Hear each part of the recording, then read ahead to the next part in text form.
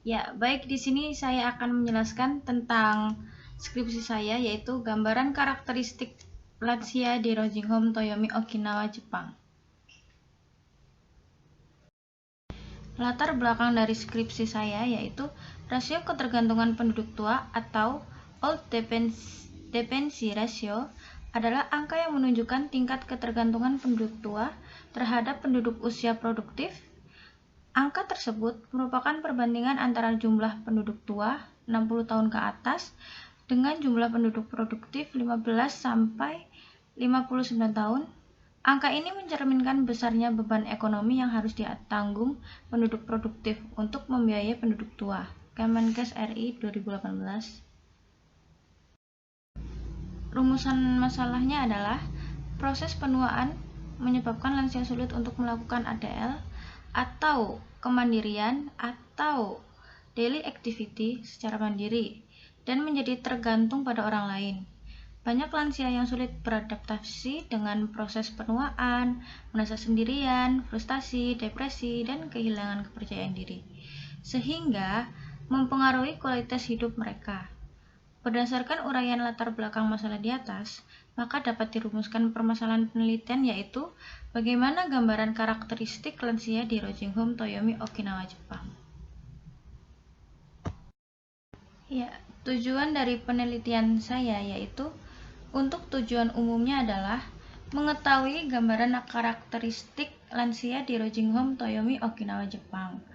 Untuk tujuan khususnya adalah mendeskripsikan karakteristik lansia berdasarkan usia, jenis kelamin, dan tingkat kemandirian lansia di Rosingham, Toyomi, Okinawa, Jepang.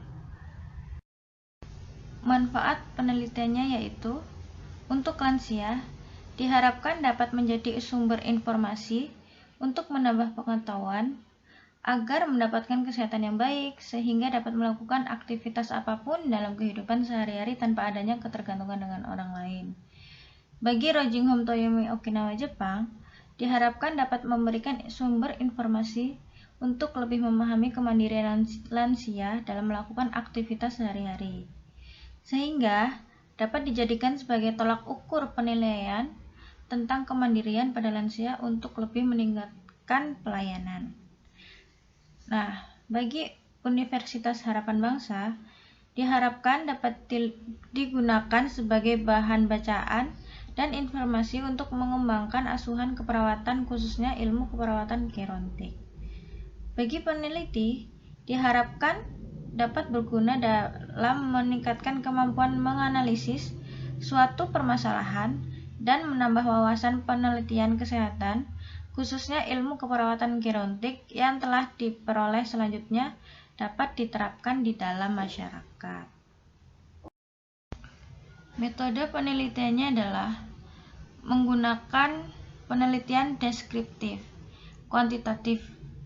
Metode penelitian kuantitatif yang bersifat deskriptif, yaitu mendeskripsikan tentang karakteristik dan kemandirian lanjut usia dalam pemenuhan aktivitas sehari-hari.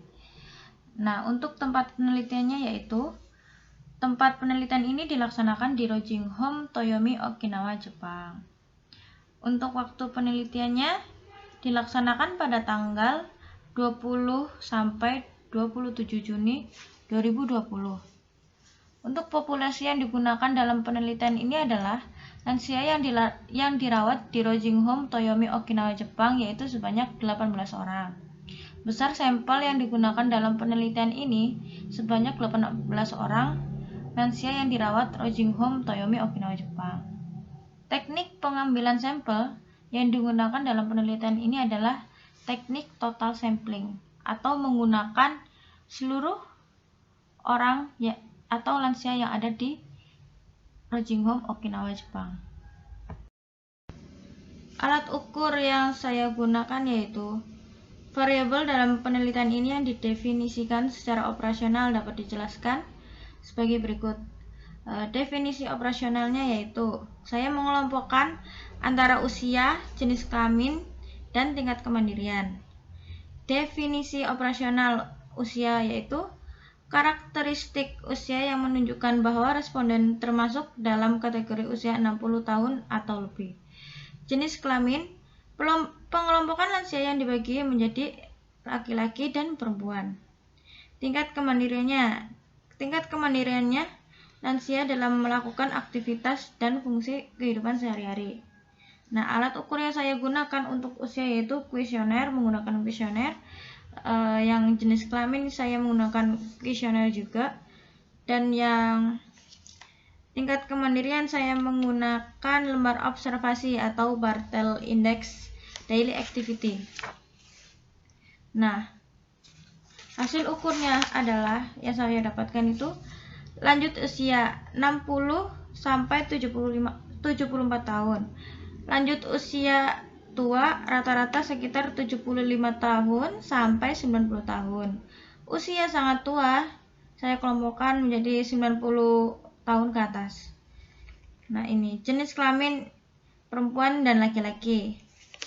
Untuk tingkat kemandiriannya, hasil ukurnya yaitu ketergantungan total. Skornya 0 sampai 4. Ketergantungan sebagian dan mandiri. Untuk skalanya usia itu ada nominal, dan jenis kelamin itu saya menggunakan skala nominal. Tingkat kemandirian saya menggunakan skala ordinal. Variabel mengandung pengertian ukuran atau ciri yang dimiliki oleh anggota suatu kelompok yang berbeda dengan yang dimiliki oleh kelompok yang lainnya. Variabel dalam penelitian ini adalah gambaran tingkat kemandirian pada pasien lansia. Untuk lembar observasi Bartel Index-nya, untuk bertujuan menilai aktivitas kehidupan sehari-hari untuk usia lanjut yang berdasarkan pada evaluasi fungsi mandiri atau ketergantungannya. Lembar observasi Bartel Index menggunakan 10 indikator, yaitu makan, mandi, perawatan diri, berpakaian, BAK, BAB, penggunaan toilet atau toileting, berpindah, tidur atau duduk, mobilisasi, dan naik turun tangga. Untuk jenis datanya, saya menggunakan 2 data, yaitu data primer dan sekunder.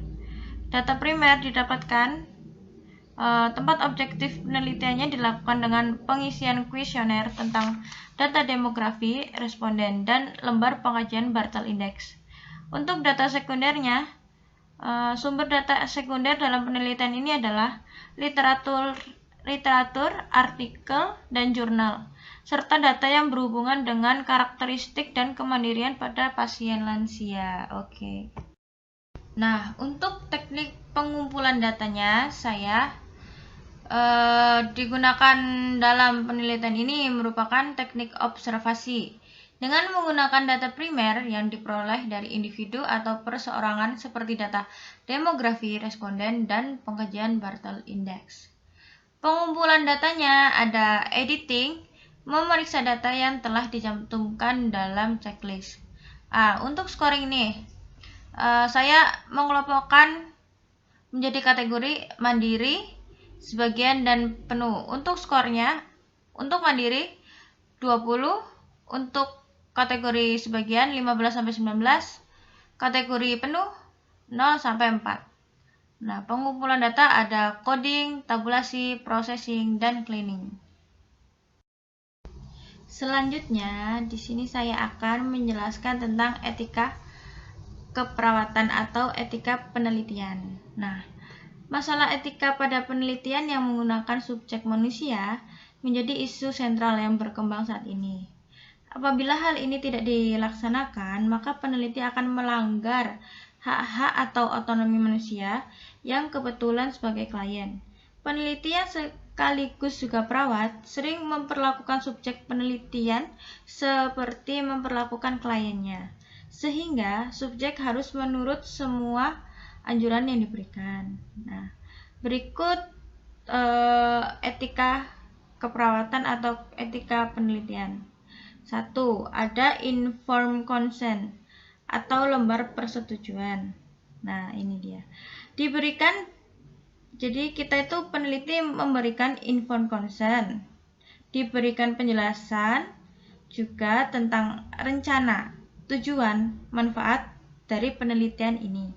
Setelah calon responden setuju untuk menjadi sampel dalam penelitian ini, maka responden menandatangani informed consent sebagai tanda persetujuan agar perawat tidak diganggu gugat, tidak ada ganggu gugat lagi. Nah, untuk yang kedua, anonymity atau tanpa nama. Nah, ini dokumen dalam penelitian ini, peneliti membuat kode atau inisial yang berbeda untuk responden, hanya peneliti yang tahu. Jadi, kita itu menuliskan di penelitian kita itu menggunakan inisial agar kerahasiaan pasien itu tetap terjaga. Jadi tidak ada yang tahu itu pasien siapa. Nah, yang ketiga ada confidentiality atau kerahasiaan. Nah, ini yang tadi saya bilang, peneliti menjamin kerahasiaan informasi yang telah diberikan responden pada proses penelitian ini.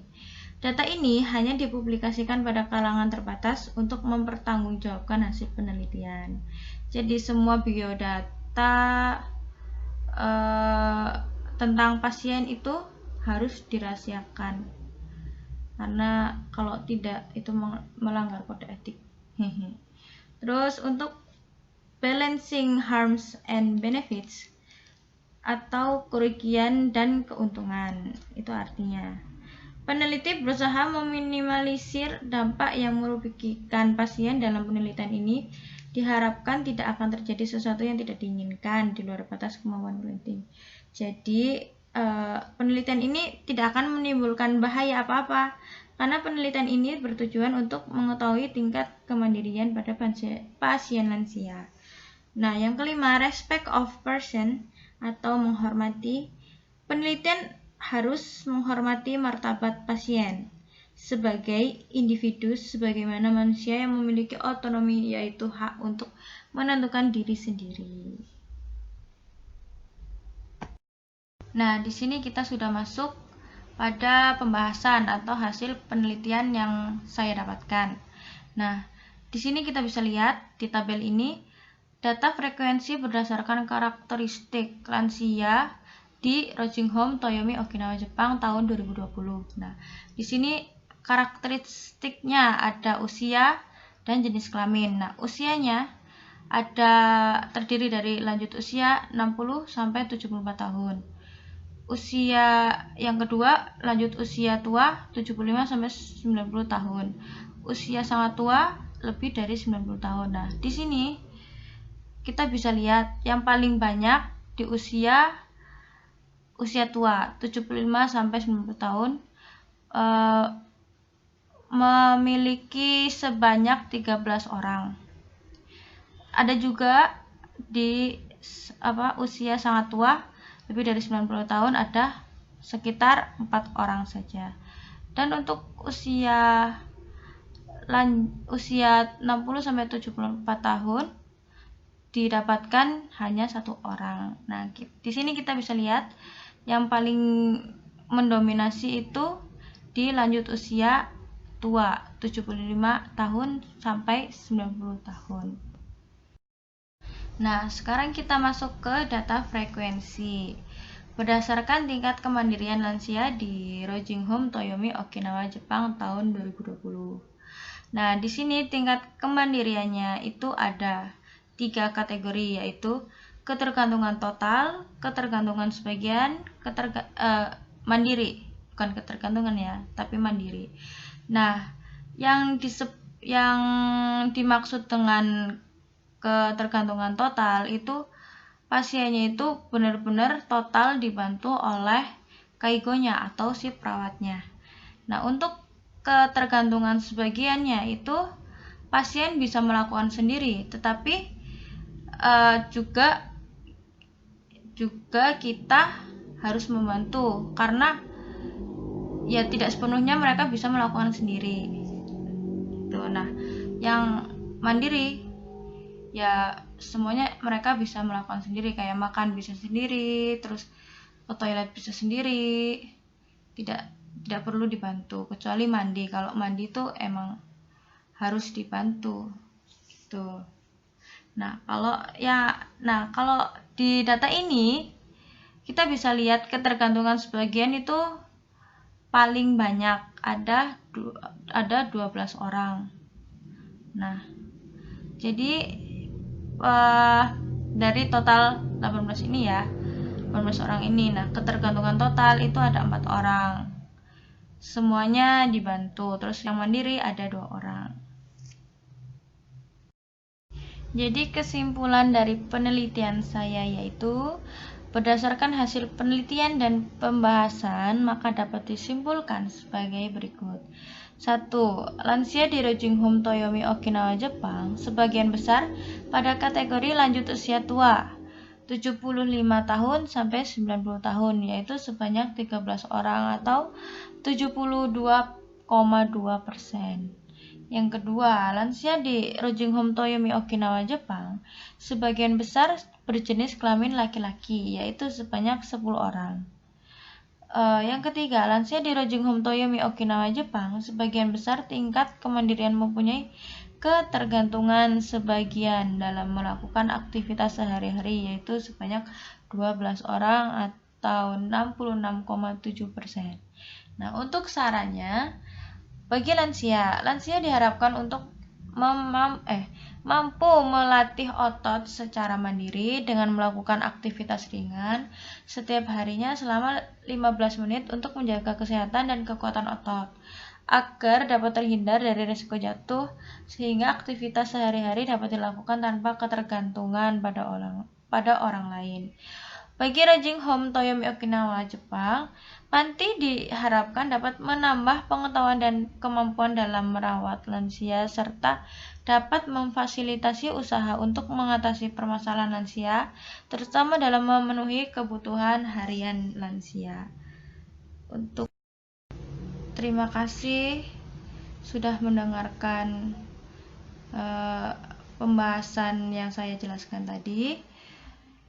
Terima kasih sebanyak-banyaknya, semoga bermanfaat.